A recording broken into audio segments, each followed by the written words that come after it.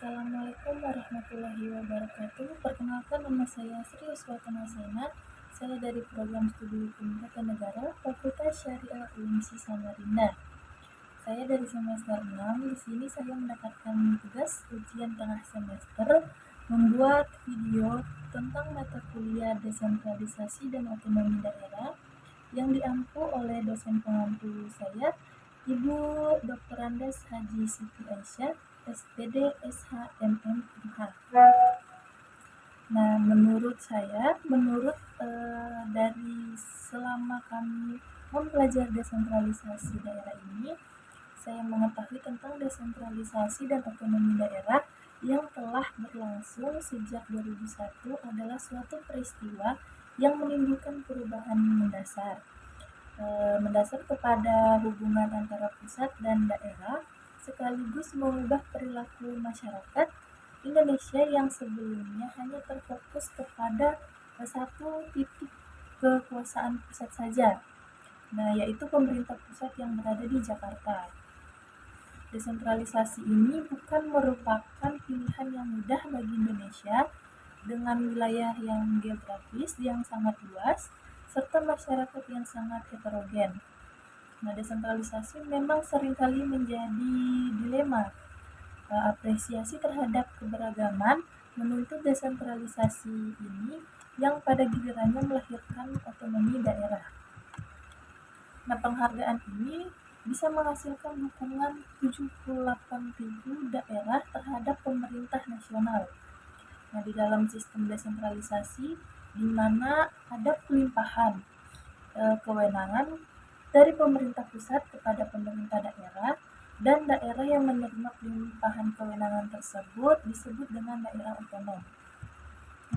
Di mana di dalam daerah otonomi ini hubungan kewenangan antara pusat dan daerah antara lain bertali-talian dengan cara pemberian urusan penyelenggaraan pemerintah atau cara menentukan urusan rumah tangga daerah.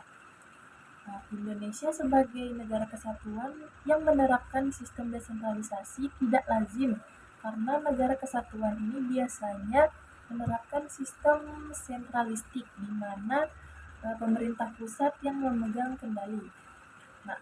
Mungkin ada beberapa alasan kenapa Indonesia ini menganut sistem desentralisasi, atau istilahnya filosofi dari desentralisasi ini di dalam NKRI.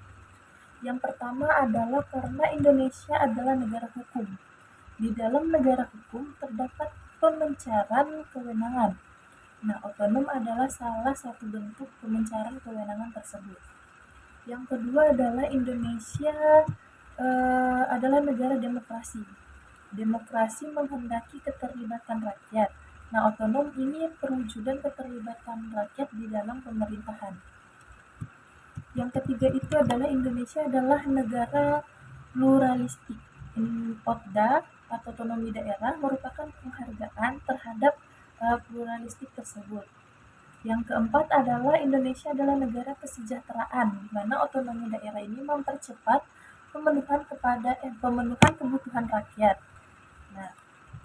Otonomi daerah ini memiliki sistem desentralisasi atau sistem pemerintahan NKRI menurut Undang-Undang Dasar 1945 memberikan keleluasaan kepada daerah untuk menyelenggarakan otonomi daerah. Dalam penyelenggaraan otonomi daerah dipandang perlu untuk lebih menekankan prinsip-prinsip demokrasi, peran serta masyarakat, pemerataan dan keadilan, serta memperhatikan potensi dan keanekaragaman pada setiap daerahnya. Otonomi daerah ini menjamin setiap daerah memiliki peluang yang sama untuk berkembang berdasarkan potensi yang ada. Potensi daya alam dan manusia akan lebih digali secara optimal jika masing-masing daerah diberikan keleluasaan dan menjamin untuk menentukan yang terbaik bagi dirinya. Otonomi daerah sebagai satu bentuk desentralisasi kebijakan pemerintah pada hakikatnya ditujukan untuk mendekatkan pemerintah untuk memberikan pelayanan kepada masyarakat secara keseluruhan.